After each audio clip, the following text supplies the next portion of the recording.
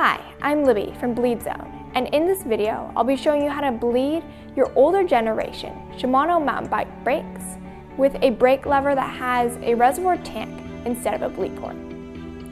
You can find our video on bleeding Shimano mountain bike brakes with a bleed port at the playlist here. If you've ever experienced spongy, unresponsive brakes, it's likely that you have air in your brake system.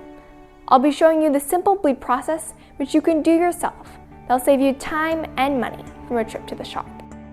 You'll need mineral oil, 2 syringes, 2 hoses for the caliper and the lever, a bleed block,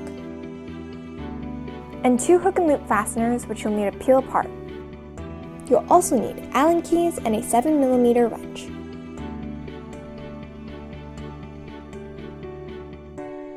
Place your bike onto a stand.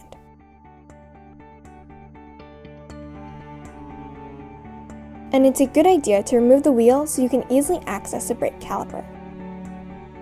Use pliers to straighten the bolt fixing pin. Remove the brake pads to avoid contamination because the slightest amount of oil will ruin the pads and cause them to squeak. Use a tire lever to push back the pistons. And then insert the bleed block. You're now ready to bleed. Attach the hose to the syringe, and our lure lock adapter provides a very secure connection.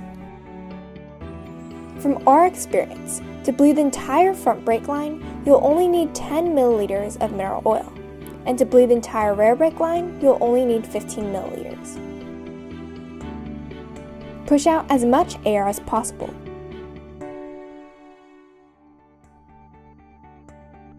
Remove the rubber plug.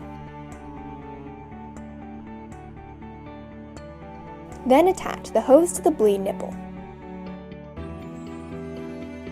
Our hook and loop fastener is used to hold the syringe during the bleed process. Open the bleed nipple using a 3mm Allen key. Now it's time to open the reservoir tank cover.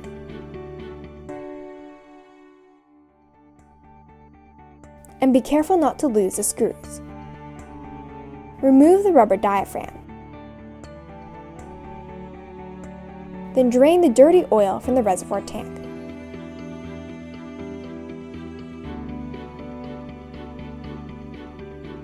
Slowly squeeze the syringe to push oil through the fluid line. The reservoir tank can only hold 2 to 3 milliliters of oil, so you'll need to repeat these steps a few times to complete the bleed process. The system should now be free of air. Using the 3mm Allen key, close the bleed nipple. Then remove the hook and loop fastener. Remove the silicone hose. Put back the rubber plug, and then remove the bleed block from the brake caliper. Remember to thoroughly clean your brakes to avoid contamination before putting your brake pads back into place.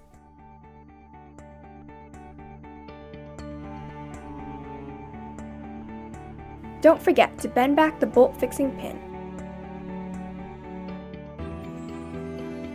Then reinstall the rubber diaphragm.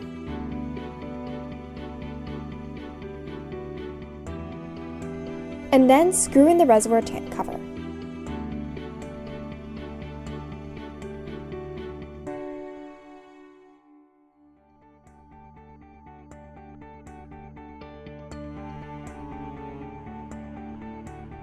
Finally, reinstall your wheel. A firm lever is a positive sign that your brakes are properly bled, and your bike is ready for a test ride. Thanks for watching. We hope this video helps you bleed your brakes with ease, and you can find a BleedZone kit that is compatible with older generation Shimano hydraulic brakes in the link below. Don't forget to give a thumbs up if this video was helpful, and subscribe to our content for more videos on how to bleed.